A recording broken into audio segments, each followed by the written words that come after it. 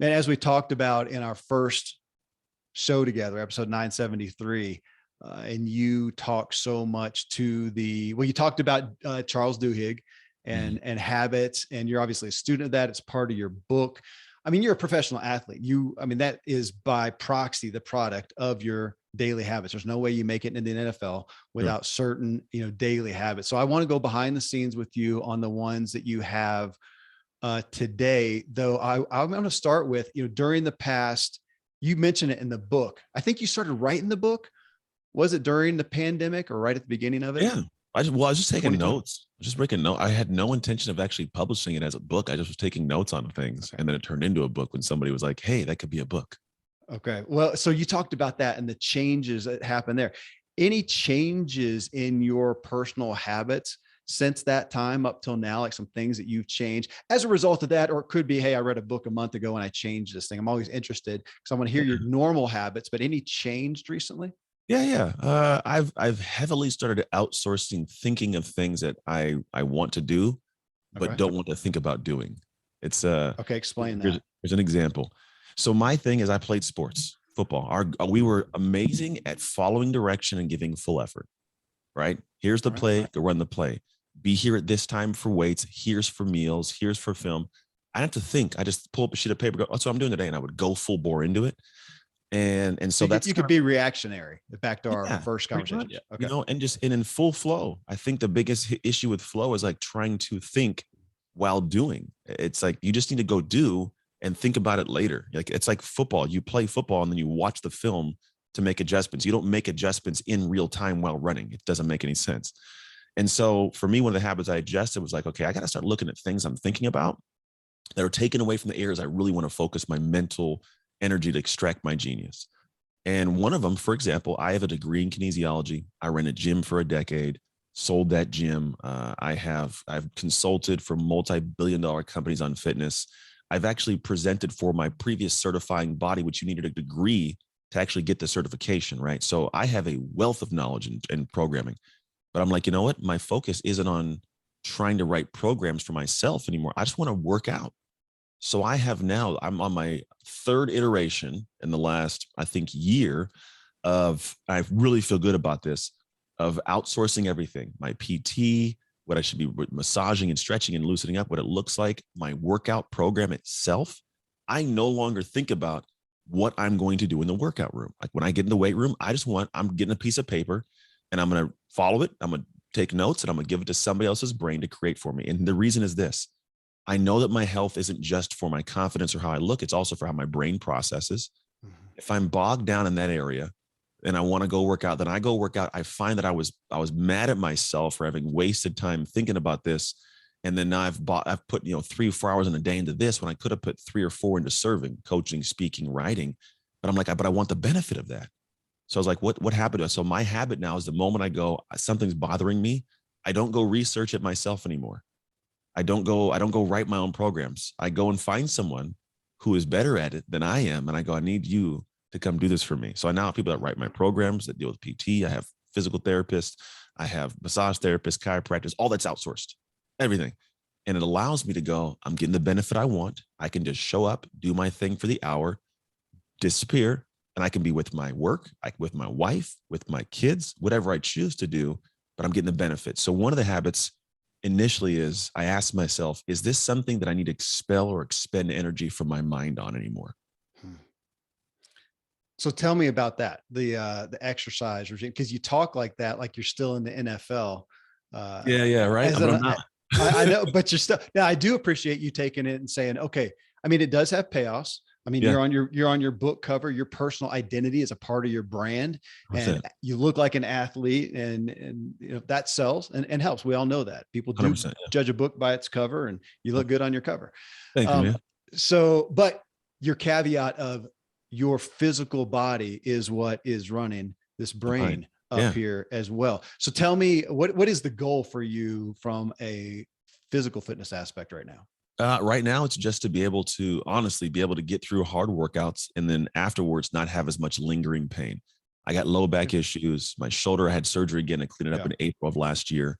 So a lot of those things I could research, like let me find some trigger point stuff and let me get this machine, this little psoas and do this thing. And then let me figure out, let me research the best ways to work on, or I can go, you know what?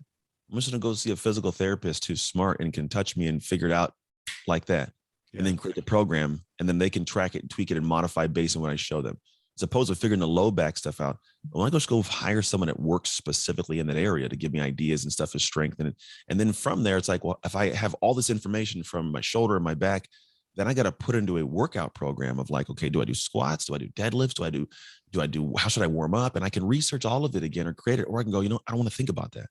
And I push it all away. So that's kind of, it's been the biggest benefit is taking the brain out of it. I'm repeating the same thing, but that's really like where the asset is for me. And I do know there's a great book by Dr. John Rady called Spark. And here's why I do it in the first place. People go, well, what's the purpose? You're not playing the NFL. Absolutely not. And in fact, when I got done playing in the NFL, it was really hard to work out again. I'm like, I don't even know why I'm training. I'm not playing in a game on Sunday. What's the point? And the reality is this book talks about something called BDNF, brain-derived neurotrophic factor. It's a brain protein, and it helps, with creating the synapses and connections, and it helps level off dopamine, serotonin, or epinephrine. Like it balances it all. So I don't like go out into the world and eat people's faces, like it's but it also helps with learning, memorizing, all that. And so I go, that's the reason I am a thinker now. My time is spent in thought. And there's so much, study that goes behind how much of your energy is drained from thinking, So I'm like, well, if I want to be able to think and process and memorize better and be of more value to the world, which allows me to have, more income, more freedom, more time, that's got to be an important piece of it. But if I'm spending all the energy to create the energy, it's a negative loop.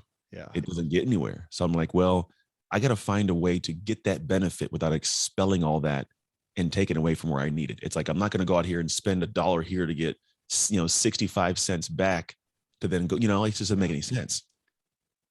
Well, and you talking about the BDNF, the emotional psychological benefit of exercise. Of course, my audience knows that I'm big on that as my primary therapy, admittedly.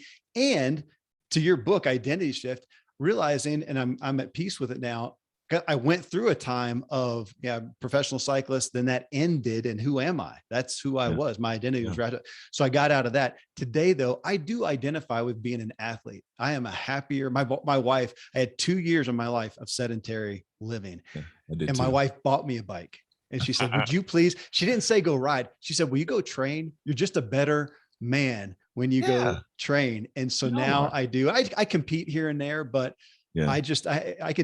I can motivate myself. And just that, again, back to your identity, I identify as an athlete. Well, like what we said in the first show, I am the kind of guy who is athletic, who is capable of X. My kids like that daddy can, dude, I'm the same way. My youngest son, we go out now because, I'm 38 and he's 12 and my oldest is, 17. And so we go out to the field with my youngest and I cover him. I D him up. He's running routes and I'm covering him. I still got it. And I want that. Because there's a difference of how he sees dad when I'm running. Now he could catch a ball me all day. There's going to be a point where he puts his nose up to me, but he ain't there yet. That's one piece of it. Yeah. And then also, same my wife, like she doesn't want to get, my wife does collegiate track now. She never started her clock in college because she had our oldest son.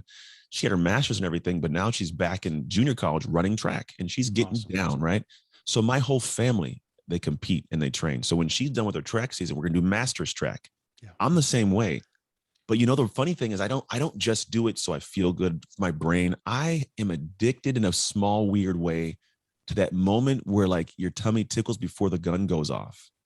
Like that moment of competition that I think so few people, like I realize how much we need it. We are built on that. Whether it's like we used to be back in the day and we're all hiding in the bushes waiting for the buffalo to come across and somebody's waiting for the horn to go and we take off to go hunt our animal, right? That is a human, like guttural, instinctual thing that so many of us don't experience. We avoid. Yeah. Like I love that little moment of competition and like it's no matter what it is. And I don't shy away from it. I think it makes me a better human because I respect it. I respect what it takes to prepare for that moment, to have confidence in it and who I am when I'm done with it and how I navigate what took place. Did I win? Did I lose? Yeah. Those little weird human traits show up in other places in my life. Man, I appreciate you saying that. It was interesting lately.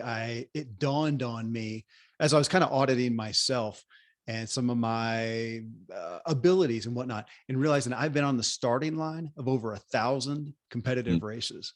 Yeah. the wiring of that, Yeah. of just what you talked about, the nerves of that. And lately I had Steven Kotler on the show recently, and he's got the Flow Institute and talking about that. And it's gotten me more aware of that when I'm out. And for me, the zone is on a long mountain climb, and I'm out there and I'm almost kind of looking down at myself. I'm so in the flow. It's so stoked that my body has the ability and the capacity to do this. And I'm humming along.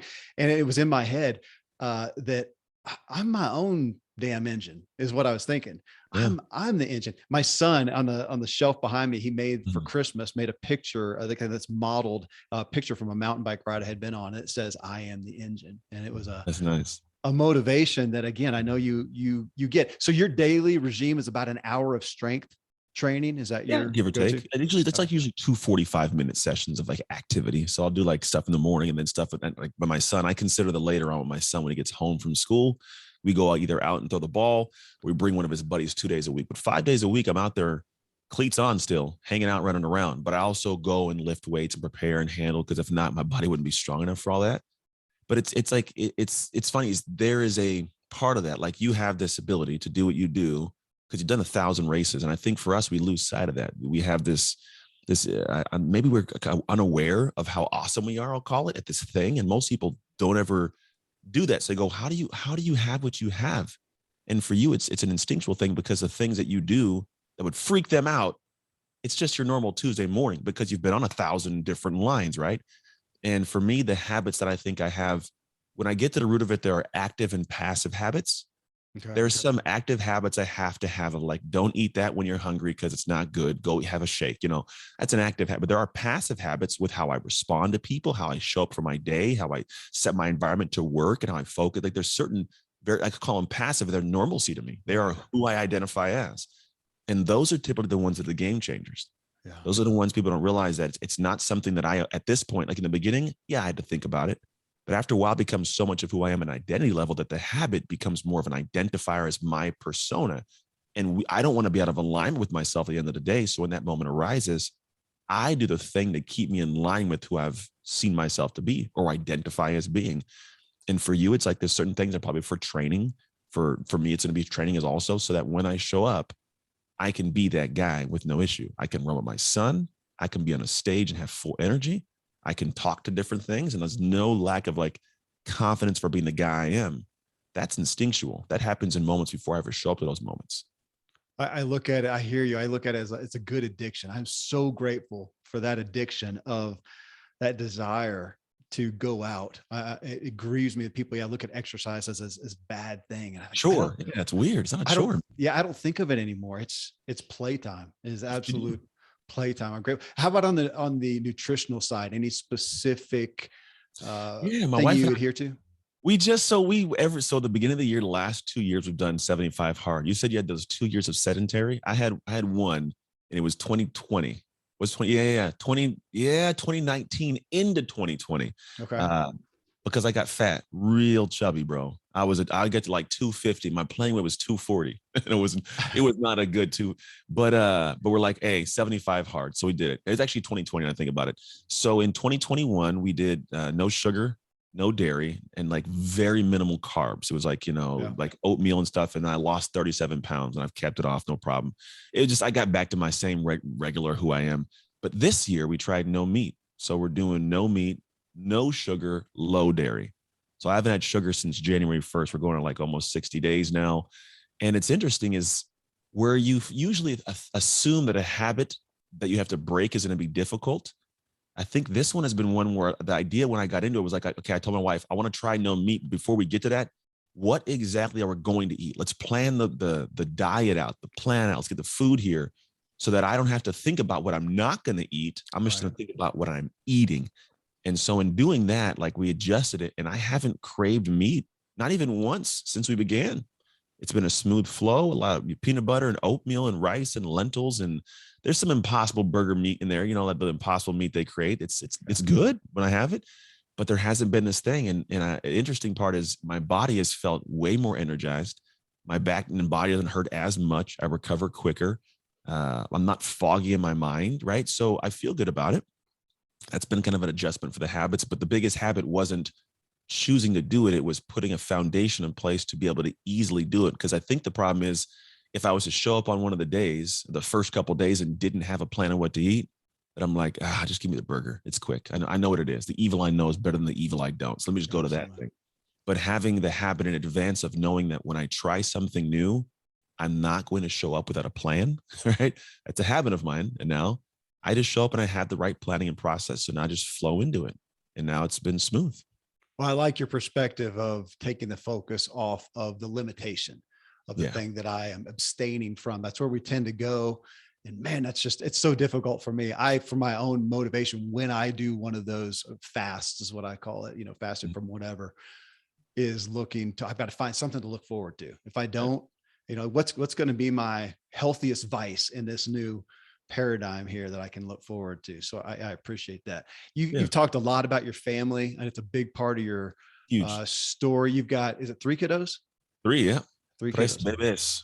That's right. 2 twins, or two of them are twins. We're gonna have 4 twins. Yes, it would be weird. that would be a good story, actually. Yeah, no, but tell me relationally. So you've got a lot going on. You're a busy guy. You've had part of your story is what's the word that I would use? Neglecting Divorce? your family. Well, yeah, that too. Divorce, but neglecting your family. I mean, you said I was gone from morning till night. I was not around, period. Yeah. I'm assuming that's not the case today, but I would bet you're more intentional on what are those habitual relational things you do to have your family relationships where you want them to be, and friends. I have what I call hustle harmony.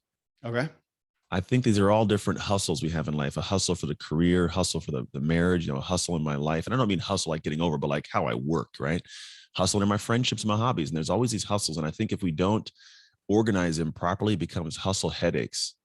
I'm working on this thing and I'm not getting this thing done. And so we talked about that capacity previously. I think it's kind of like, these are all things I want to power up in my life. 5 plugs, we'll call it, but I only have 2 outlets. So I'm frantically trying to unplug, like, okay, I'm working on the marriage and the business this month, but then I'm getting out of shape. Okay, take the marriage out, work on the health and the business. But now my marriage falls apart. Okay, take business out, my family in there, my wife in there. And now it's like, okay, but the business is failing. It's just this frantic hustle headache to plug everything in. I'm like, well, let's just expand and create more outlets. That's a capacity thing. In my life, I did that. One was, let me go and expand my capacity so I could handle these things. But then I talked about hustle harmony. I was like, you know what? There is no balance.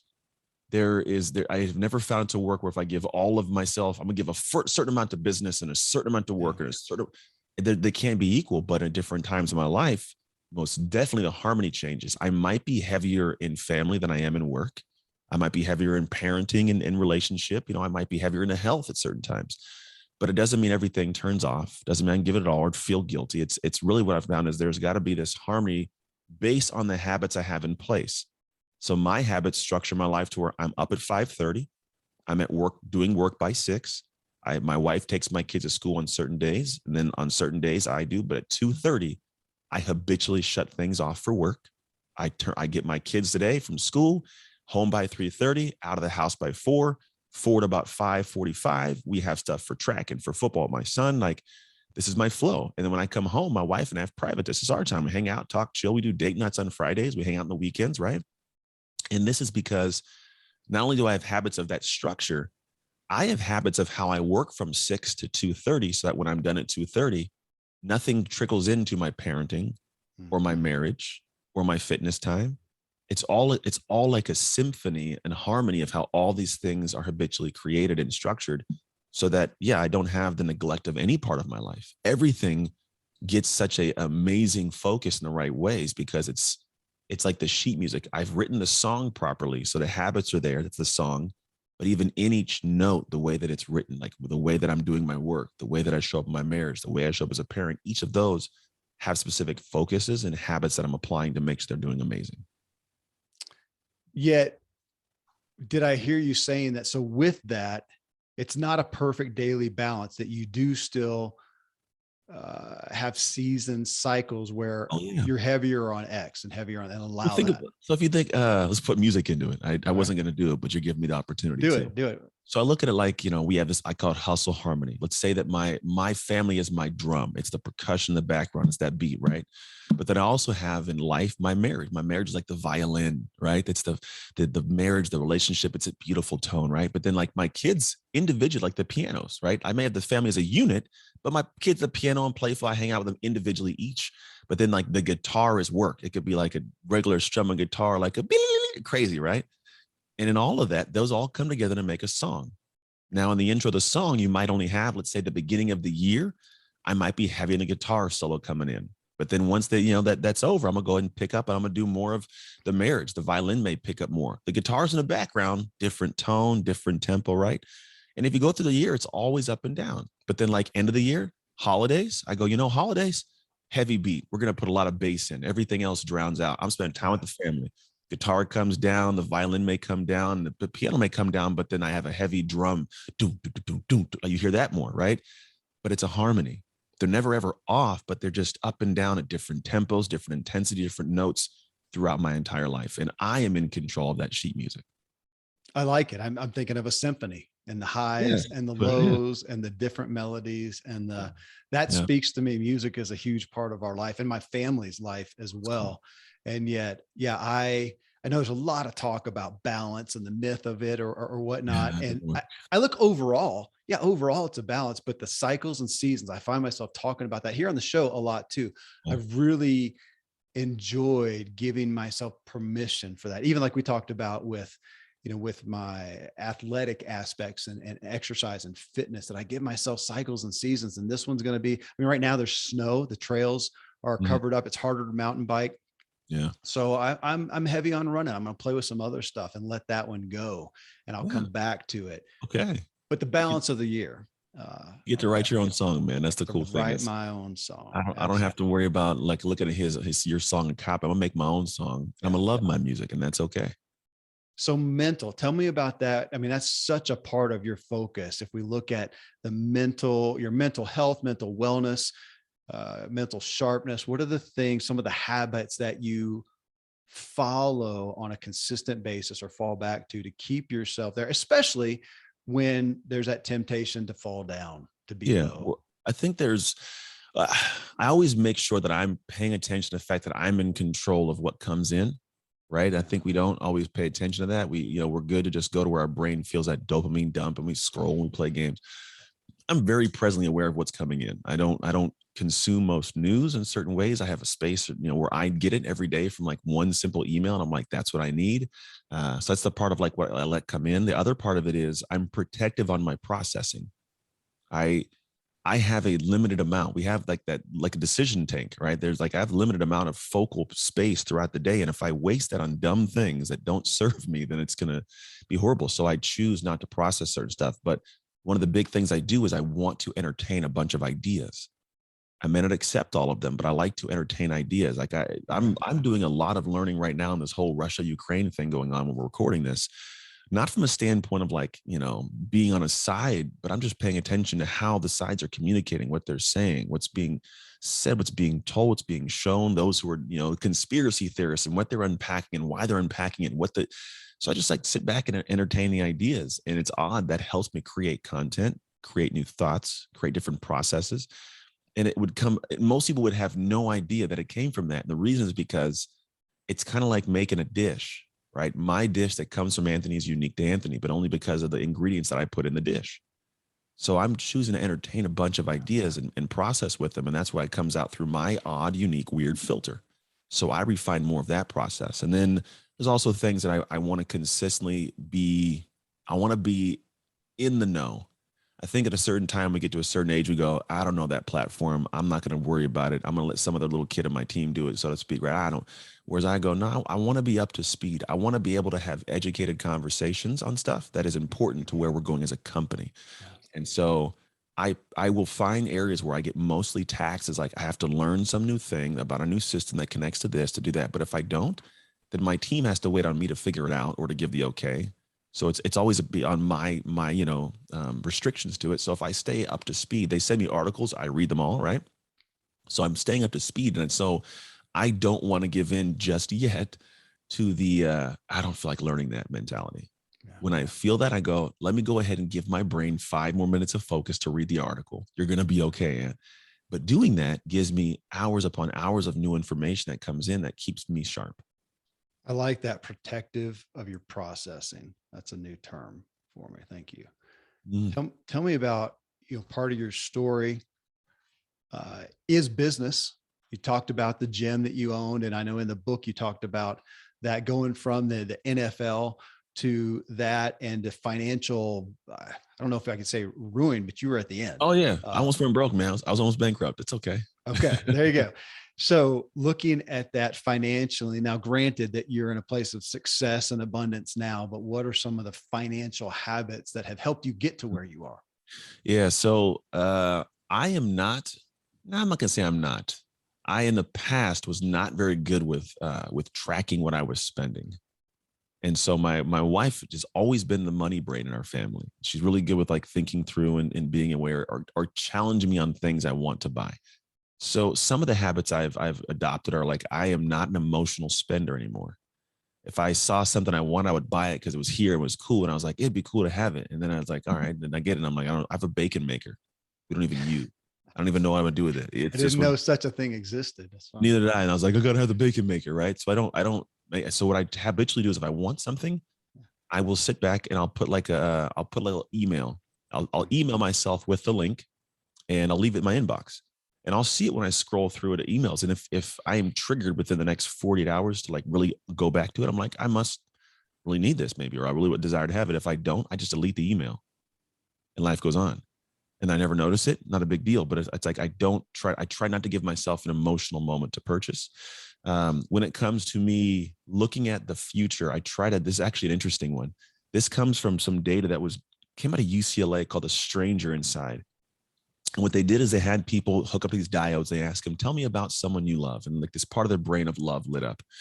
Tell me about yourself. What do you think of yourself? Love lit up. They gave them a picture of some stranger, said, tell me about this person here. What do you think of them? Stranger lit up. Then they said, tell me about your future self. Stranger lit up. Wow. We don't do a good job of seeing our future self. And so I have this picture in my phone of old Anthony. And so the reason it's of old Anthony is because whenever you look at these areas, it's actually my phone. I think it's in my computer too, is if you look at yourself in the future, it actually for the first time gives you a chance to see yourself in the future. And in doing so, you connect to it deeper and make more decisions in line with that future person. Merrill Lynch took this data and they did, it was called Face Your Future. So they had sit with people and have them plan their future expenditures. People invested 40% more money into their future simply from seeing a picture of themselves aged. They connected it. So some of the habits I have are like, does future Anthony need this? Does future Anthony, what will be a better decision for future Ant and what he's got going on? Like all these little things. Like we just created trust for my family, like all these specific things that are all about future Ant. So when I show up to that moment, I can enjoy what this guy did. That's interesting. I'm going to credit Ben Hardy with the concept of, and there was a term along with it, somewhere along the lines of what you're talking about.